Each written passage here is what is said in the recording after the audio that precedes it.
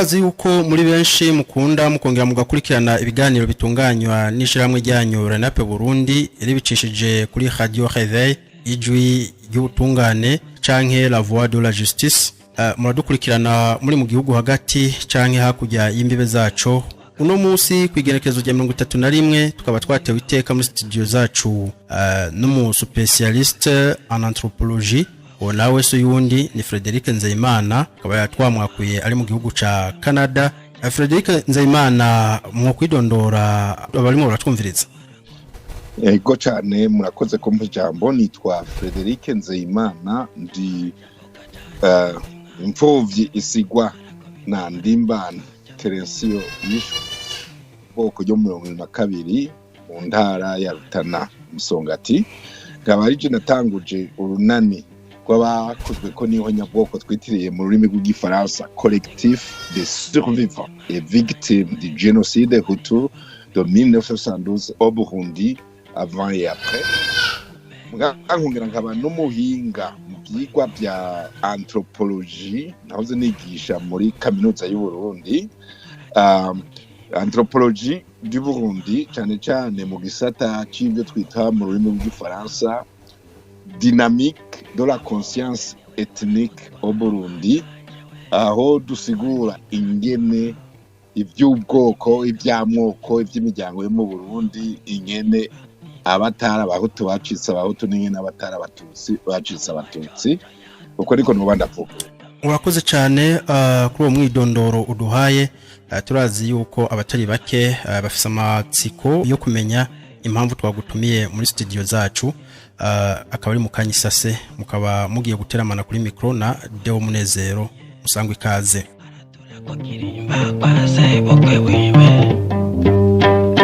Sebokwe mbakimubonye mwabantu mwe takura ngoko muramuza. Tugiriye ko nk'umugi w'igisahira Frederic Nzeyimana umuspecialiste mu vya anthropologie twamutumiye kugira tugaruke ku kibazo kiko kiravugwa hirya no hino aho abatari bake barimo barasaba yuko umugambwe Uprona hakurikijwe ivyaha vy'amahonyabwoko yakorewe abahutu mu mwaka w'igihumbi kimwe amajana 1972 imbere n'inyuma yaho yuko wofutwa. Akaba ari muri vote yabaye ku igenekerezo rya 30 aho hafi ibice birenga 97 n'ibicindwe kwijana vyemeza yuko umugambwe wofutwa ukava ku gataka ku Burundi. Frederic Nzeyimana arongoye urunani rw'abacika cumu bakozwe ko niho nyabwoko ryakorewe abahutu mu gihugu c'u Burundi, akaba ari we yanarutanguje. Frederic Nzeyimana mumaze gukurikirana ibikorwa vy'umugwi CVR, mwarakurikiranye na rapport d'étape yatanzwe mu Kigobe kugenekerezo rya 20 kwezi kwa 12 umwaka wa 2021 mbere y'inama nkenguza amateka na nshinga amateka bikoranye mu Kigobe. Mwarumvise yuko umugwi CVR wemeje yuko mu gihugu c'u Burundi ku myaka 2 igihumbi kimwe amajana 1972 igihumbi kimwe amajana 1973 yuko habaye ibikorwa vy'ihonyabwoko. Wofasha gutahura bamwe baradukurikirana ijambo ihonyabwoko ni giki?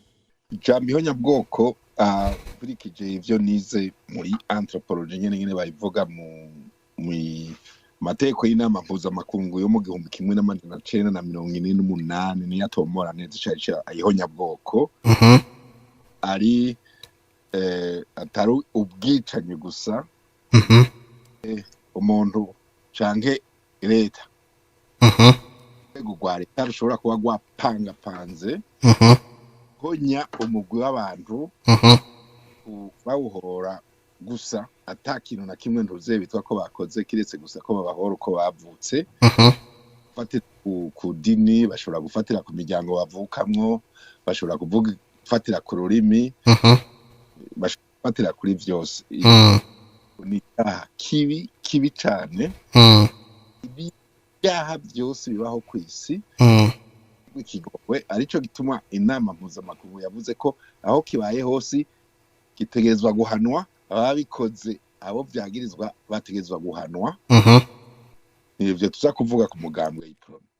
None kuri ivyo nyene tubanje kuraba ku myaka umugambwe Uprona wagiye ku butegetsi, turahera ku ntwaro ya Michael Micombero ku igenekerezo rya 28 ukwezi kwa 11 igihumbi kimwe amajana 966 kugeza igenekerezo rya mbere ukwezi kwa 11 igihumbi kimwe amajana 976 tukaja ku ntwaro ya Bagaza yagiye ku butegetsi itariki 9 z'ukwezi kwa 11 igihumbi kimwe amajana 976 kugeza igenekerezo rya gatatu ukwezi kwa 9 igihumbi kimwe amajana 987 tugasimbiza tukaja ku ntwaro ya Pierre Buyoya yagiye ku igenekerezo rya gatatu ukwezi kwa 9 igihumbi kimwe amajana 987 kugeza igenekerezo rya mbere ukwezi kwa gatandatu igihumbi kimwe amajana 993 bikavugwa ko imyaka yose umugambwe Uprona watwaye igihugu cy'u Burundi yuko hakozwe ihonyabwoko ku bwoko bw'abahutu dufatiye kuri hope y'igihumbi kimwe amajana 972 igihumbi kimwe amajana 973 imaze gutangazwa n'umugwi w'igihugu ujejwe kuri no kunywanisha abarundi severe mu runani collectif usanzwe userukira mu bivuga kwiki. Icyo tubivuga ko nuko ibyo mugwi severe uheruka gutangaza neza nibyo twebwe twagiye dutora mu runani collectif ibyabaye mu 2022 ubwicanyi no kugandagura abantu kugandagurwa kw'abantu ko mu 2022 agiye usubira kuvyita ubwicanyi s'abantu ariko baricana n'abantu bagandagurwa na leta mu 2022 ni ihonyabwoko genocide mu rurimi rw'igifaransa nk'uko inama mpuzamakungu ONU ibivuga. Hanyuma hazamo ko ibyo mu 2022 uri kurabyiga neza iyo genocide matanye no gupanga uri kurayiga neza cyane uri kurarondera mbwa nyine byo byapanzwe kugaragana imbere urumva ibiba mu 2022 byapanzwe imbere ya 2022 nivyo rero uci usubira inyuma bica bitugarukana kubiba byose ku myaka 40 aho nyene ku ntuzenya ku ntwaro ya Mikaye Micombero bivugwa yuko abigisha abadandaza iko wese afise ico yimariye muri ntuza muri communauté mu bwoko bw'abahutu yuko yafashwe aricwa ariko kandi haruguru yiwe gato turavye ku ntwaro ya ntuza ya Bagaza naho nyene biravugwa yuko urudome ina u rwakoreshejwe mu ntuza mu gisata c'indero aho abo mu bwoko bw'abahutu bakumiriwe mu bijanye no kuronka ubumenyi aho bamwe baca bahitamwo kuja gukurikirana ivyigwa vy'iyobokamana ivyo twokwita yaga mukama igihumbi kimwe amajana 988 ku ntwaro ya ntuzanya ya Pierre Buyoya naho nyene akaba havugwa yuko mu ntara za ruguru mu ntara ya Kirundo na Ngozi yuko hagandaguwe abarundi bo mu bwoko bw'abahutu batari bake. Frederic Nzeyimana umugambwe nka Uprona kubandanya ukorera mu gihugu cy'u Burundi wagizwe ayo mabi yose mwe mu runani rwanyu mubibona gute? Kuva raporo ya severe yatanzwe ku itariki ya 20 Kigarama mu 2021 haciye umwaka n'inusu wemeje ko habaye 2022 byabaye 2022 ari ihonyabwoko byakorerwa abahutu mu bagirizwa kuba barayiko akaba ari leta ya Micombero bakubwira bakagiriza n'umugambwe Uprona imbona nkubone yuko urimwe wari ufise mu ruhara runini webwe kuva nk'aba abo byakoze ko kuva munsi byemezwa niwo munsi umugambwe Uprona wateza kuri Irafuswe umwaka usari cyo gituma twihaye haciye umwaka n'inusu batarawufuta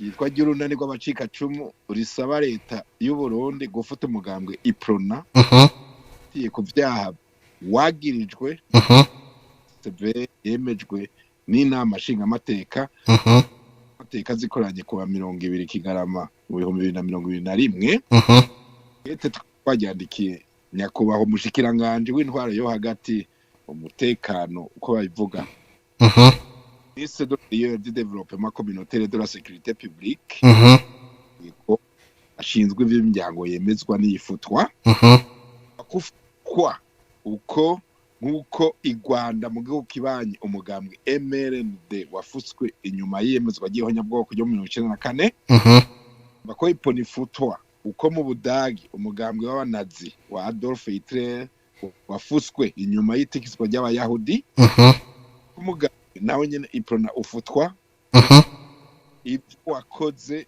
nk'uko apartheid yo muri Afrika yo mu gihugu ca Afrika y'Epfo yafuswe. Ivyo nyene kw'iryo kete mwanditse kw'igenekerezo rya 2021 ukwezi kwa gatatu 2023 musaba yuko umugambwe Uprona wofutwa kubera ivyo wagirizwa muri kahise ku Burundi.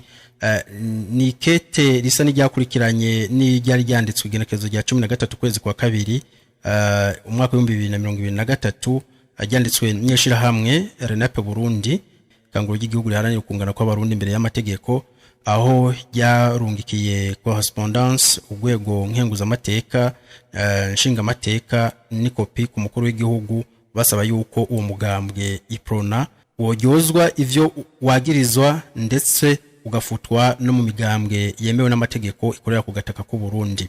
Frederic Nzeyimana, murashobora kutwereka uruhara umugambwe Uprona wagize muri ayo mahonyabwoko yose ku ntwaro z'abo ba president batatu batanzwe no mugambwe?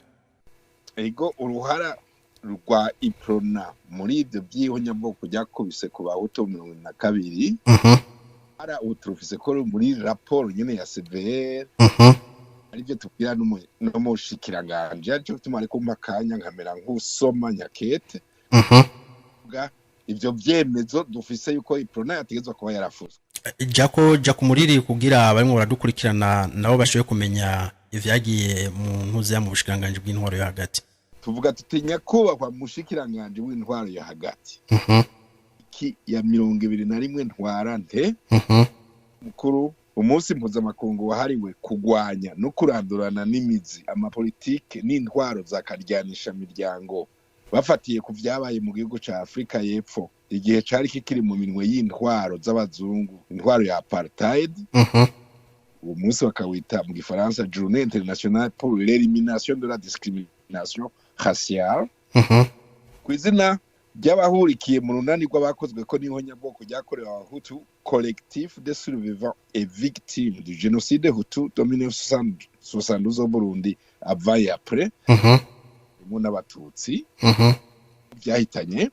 Twashaka kubanza gukenguruka intambwe mu gusevere washitse ko kubona waremeje icese uko twahora tubishikiriza abatari bake bakatuzivya mukuri kuko tuvuga gusa byabaye ku mashigi wacu. Severe kemeza icese ko byatubaye ko ryari ihonyabwoko twarikorerwa tuzira gusa kuba twavutse mu miryango y'abahutu ko twabikorerwa na leta ya Michel Micombero yari n'umukuru w'umugambwe umwe rudende Uprona ico gihe yishimikije gusa ko nawe avuka mu miryango y'abatutsi. Kuri twebwe ubwoko burica ubundi akajyanisha miryango y'abazungu bo muri Afrika y'Epfo yabyerekanye kubirabure. Neho rero kubamenyesha ko bitubabaza kubona umugambwe karyanisha miryango nka Uprona ukiri mu nzego z'igihugu. Batubasaba ko mwonyarutsa kuwufuta burundu kugira turuhuke. Mu bufute uko umugambwe emerende wafuswe mu Rwanda 1994, mu bufute uko umugambwe w'abanazi ba Hitler nawo wafuswe mu gihugu c'Ubudagi kubera amabi wakoreye abayahudi. Tukaba tubasabye dushimise tunabibutsa ivyo ko tubikura muri raporo y'umugwi CVR iza neza intwari y'umugambwe Uprona kuba warahoneje abahutu, tahoneje abahutu gusa warahoneje n'abatutsi mu kubakorera ibyaha by'agahomerabunwa yango y'abatwa. Kumvikana neza ko umugambwe Uprona wakoze ibikwiranye na ryazina tuvuga mu Kirundi bita ry'inyankaburundi. None mworeka gute umugambwe w'inyankaburundi ugume mu nzego? Kete turibandikiye twishimikije ivyo umugwi CVR washikirije. Tambere no kumugambwe Uprona wagirijwe icaha c'ihonyabwoko ku banywanyi bawo, icaha c'ihonyabwoko kikaba kitagirirwa ikigongwe. Umugwi wawagirije icaha co guhimiriza abanywanyi wabo nk'abajerere gukora icaha c'ihonyabwoko ikigongwe. Gukora ibyaha by'agahomeраmunwa ku bandi barundi, ibyaha byo kubaboreza igufa no kubanyagutwabo bimwe bigakorerwa benshi bo mu miryango y'abahutu, ibindi bikongera bigakorerwa na bamwe mu miryango y'abatutsi n'iy'abatwa urunani rwabo byakorewe tukabibasaba tubibutsa ko ibyaha by'ihonyabwoko aho ibihugu byose byaciyemo ko bisizemwo umubabaro n'amarira mu ngo nyinshi mpuzamakungu c'Uburundi casinye muri nzero mu mwaka w'igihumbi kimwe n'amajana cenda na gatandatu byose byayasinye guhana mu nzira yo guhasha bene ivyo vyaha zira kikaziririzwa kubigirira ikigongo ivyo tubasabye twihaye no kubimenyesha ibiro by'umukuru w'igihugu amashinga amateka na nkenguza amateka umugambwe Uprona ahari honorable Olivier Nkurunziza nawe nyene yategerezwa gukorwa mu nzego zo kuduserukira muri EAR kubera yahakanye iyo raporo tukabibasaba ku izina ry'urunani rwabo byakoze ko bose urunani rw'abacika cumu bakoze ko niho nyambo ryakorewe aho mu 2022 imbere n'inyuma yaho iziye ko dukorera muzoba mukoze ubwo rwandiko rwanyu ruruko nyene mu gihe vyagaragaye yuko no mu masezerano ya Arusha ico bita amasezerano entre parenthèses kuko twe muri RENAPE-BURUNDI ntidusanzwe tunavyemera mu gihe ubwoko bw'abatutsi bwihaye ibice 40% ubwoko bw'abatwa buza gusanga bwakumiriwe nta kibanza buhabwa bubonekera mu gasunuzo ubwoko bw'abahutu buhabwa ibice 60% mu gihe muri rusansuma rwakozwe hagati y'igihumbi kimwe amajana 1924 igihumbi kimwe amajana 1925 werekanye yuko ubwoko bw'abatutsi bushobora kuba buri munsi y'ibice 14% na ubwoko bw'abahutu bukaba buri ku bice birenga 85%. Nayo mu matohoza yagizwe guhishwe mu 2017 akemeza yuko ubwoko bw'abatwa bwababa ibice 2%. Frederic Nzeyimana uri umuspecialiste mu vya anthropologie ivyo ubibona gute mu gufata ibitigiri vy'umurengera bakabiha abatabimerita ababimerita bakabashira mu ibarabara imwe mu bihinsiguriye? Urakoze cyane kugaruka ku ico kibazo cy'amasezerano y'Arusha n'ingene arenganya bamwe cyane cyane abahutu ibitigiri vyinshi abatutsi garuka ko byaranadushimishije twumvise umukuru w'igihugu Son Excellence Evariste Ndayishimiye igihe yashikiriza ijambo ku bitagenda neza mu rwego rw'ubutungane bw'igihugu dumye ku rutoki akavuga ko mu biganiro vy'Arusha hari ibintu bikomeye byategerezwa kwigwa bitizwe imigwi y'abatutsi ngo ivyo ntibikogwe ko avuye guca bumvisha imigwi y'abahutu guheba ikigwa ca genocide 2022 Hutu babyemeye kubiheba abatutsi bace babemerera kubahebera ibibanza mu nzego z'igihugu ibyabaye Arusha nk'umu anthropologue Arusha bumvikanye ko Uburundi buzotwagwa n'intwaro ya apartheid n'abatutsi gusa kumwe muri Afrika du Sud by'abirabure n'abanduze Arusha habaye amasezerano y'Arusha caha nyamukuru cabanaje ihonyabwoko ry'abahutu gusumba n'ibyari byabaye imbere mwe mu barundi biyita injabwenge z'abatutsi mu bya politiki abandi nabo imboneza mu bya politike zitwa zo guharanira agateka k'abahutu atanisoni na zikeya bagize kana bagashira imikono ku masezerano y'amacakubiri y'abahutu n'abatutsi mu nzego z'igihugu kumwe kwa apartheid hagati y'abazungu n'abirabure mu gihugu ca Afrika y'Epfo umvikana kugabangana ibibanza hagati y'amoko abiri amacakubiri y'abahutu n'abatutsi ngo abariyo igihugu cisunga mu ntwaro ari ivyo by'ivyo bice abatutsi bagize ibice 14 uvuga ko byo bari n'indwi indwi by'abarundi bagahabwa ibice 40 canke 50% cyane cyane izina ry'imiryango y'abahima yaba Michel Micombero ba Simbana ni Artemon ba Emile Mworoha yaserukira abajerere rice rizimangana rinyikire mu ry'abatutsi kandi nyaho nyabwoko byo 2022 ryakogwa ku ntwaro y'imiryango yabo cyakubiri rero tukaba tuyamazemo neza imyaka 23 abatutsi na cyane cyane Nyabahima ukumva neza basaba bashimitse ngo ntihagire n'umwe abihindura.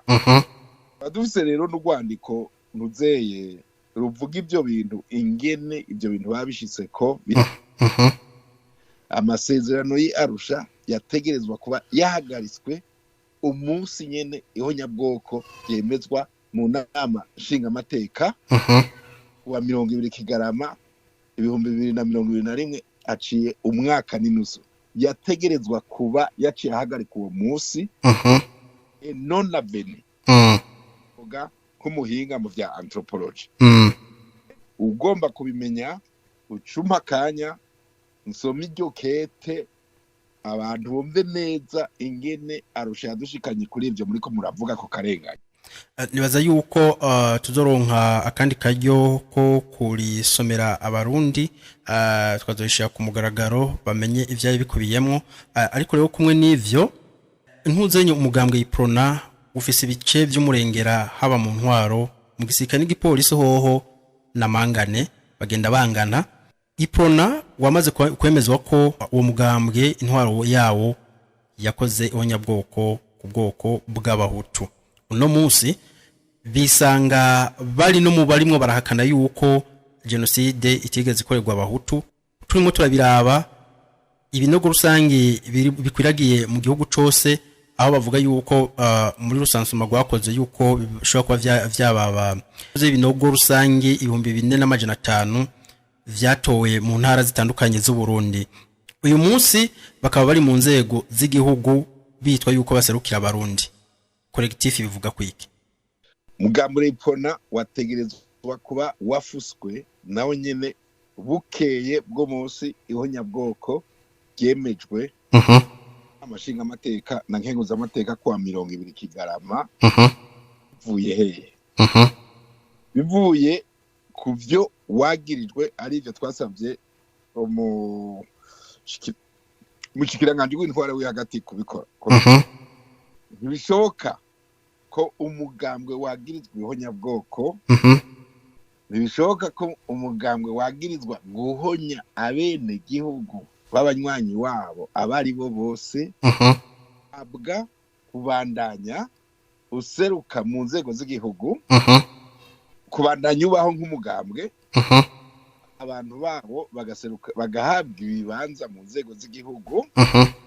Umwe akaba ari witwa nk'umukuru wayo agahabwa kuduserukira mu nama nshinga amateka y'akarere, kandi iyo uwo muntu yitwa ko aserukira bene igihugu Olivier Nkurunziza temera nuko umugambwe wiwe wakoze ihonyabwoko, kandi amategeko mpuzamakungu arabi iby'ihonyabwoko ahana abajyagirizwa akongera gahana n'abari bo bose bahakana kwihonyabwoko ryabaye cyaka bagahindura indome cyangwa bagafovya igihe cyose ryamaze kwemezwa.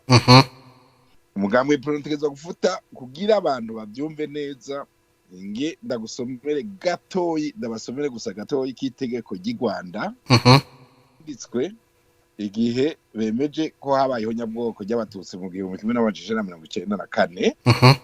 Itegeko ni inomero 59 ry'ibihumbi 2018 ryo kuwa 22 kwezi k'umunani 2018 tomora neza ingene icyaha ca genocide gihanwa aho cemejwe byaha bifataniye isano naco.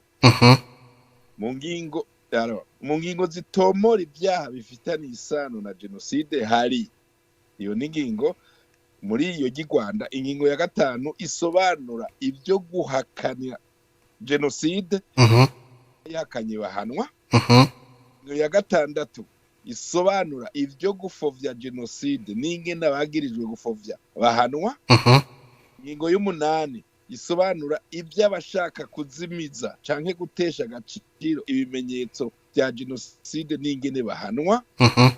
Ya 10 isobanura ibihano by'abihaye gusenya canke konona canke gutesha agaciro ivyibutso bya genocide.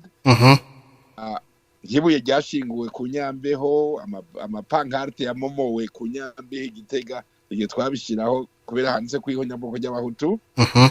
Ingo ya 11 yihaniza guhohotera abacitse ku icumu abo byakoze ko kubera genocide.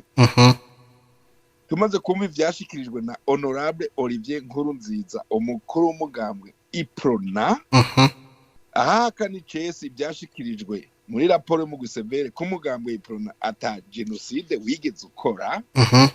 Ibyo twaciye twonge, ibyo byatumye dusaba bibiri ko leta y'u Burundi biciye ku mushikiranganje w'intwaro yo hagati afuta vuba umugambwe Uprona icyaha cy'ihonyabwoko, bongera bagakura mu mabanga yo kuduserukira muri EYALA umuntu yitwa Honorable Olivier Nkurunziza, perezida wa Uprona, bwirizwa nawe guhakana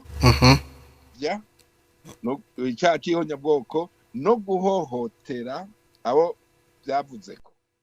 Turangiza umugwi severe abawugize abenshi muri bo ijambo rigaruka ku rurimi rwabo bavuga kunywanisha. Umushigikiye kunywanisha kudajanye no guhana nk'umwanthropologue yize cyane ingene ahandi hose bigenda igihe habayeho nyabwoko kemezwa hanyuma bagashika ku gice gikwirikira byemejwe kandi bizanywe n'umugwi wa severe. Hamwe nta gihugu na kimwe ari za Peru, ari zande, ari Rwanda, ari hehe, ari muri Alemanye, nta na hamwe ndetse mu Burundi wumva bavuga ivyo byo kunywanisha. Tugukengurukire cyane Frederic Nzeyimana ku kiganiro duhaye, dukengurukire n'abadukurikiranye bose. Twizere yuko nitwongera kukwikora ko mu gice kigira kabiri ca kino kiganiro yuko uzotwitaba. Ego nimwantumira nzo kwitaba mbwe imbere yo guheza nagomba mperaheze nsaba neza yuko ntuze leta yo dutabara nk'abakozwe ko n'ihonyabwoko igafuta umugambwe Uprona mu nzego abantu bose baserukira umugambwe Uprona kuri iryo zina kubera bagirizwa umugambwe wabo wagirijwe kuba warahoneje abarundi. Utabikoze gusa mu na kabiri warabikoze imbere n'inyuma yaho harimo na za 1993 na 1998 gushika nuno musi bagitoteza abo byakoze ko. Severe yabivuze yuko atahonyabwoko Uprona yakoze ivyo byose biratwica, arico gituma twashaka ko leta itezurira abo byakoze ko mu guhananya abantu, gushiraho itegeko rihana ryemeza rigahana rikongera rigahana ababihakana no kuduha umunsi wo kwibuka kwasi wa 29 ndamukiza 2023. Urakoze cyane, dushimira abadukurikiranye bose, reka tubipfurize kuroranirwa mu vyanye no mu banyi. Murakoze. Murakoze cyane. Ategendo barireka no kononge vuzumbura nk'amaconjo atoza kutabare afati barabara ry'abatage mw'abantu mwe aratora ngo ibuzungura ryaburaga kanogono tatabukwarandeye hamwe n'ingabo ziwe bayangwino ntabare kanogo ndagira ubwoba mw'abantu mwe aparemera aragenda ntiyamaraga amaconjo ayagiye tugende yakire ngikote ngo afise mw'abantu mwe akwigira ngo mugwa ashiri basitore ayitwara mugwa bafata inzira baratoka mw'abantu mwe baratora mu marambya kanogo ndagira ubwoba ati sibyaho katekiteki uyumve ngo hanure genda wowe yasohoka kugaba kuganze k'amaconjowe yaguhaye indaro natwara k'amaconjo akuha n'umugeni wiwe w'amaconjo abyumvise ati nugupfa napfuye ahita n'icumu yarafise ryo ry'ingobega mw'abantu mwe aritera ngo kanogono camugwarira musha kanogono yakere basitore ngo mugwaha mw'abantu mwe ayikobita muganga kw'amaconjo tumumenja turamwishe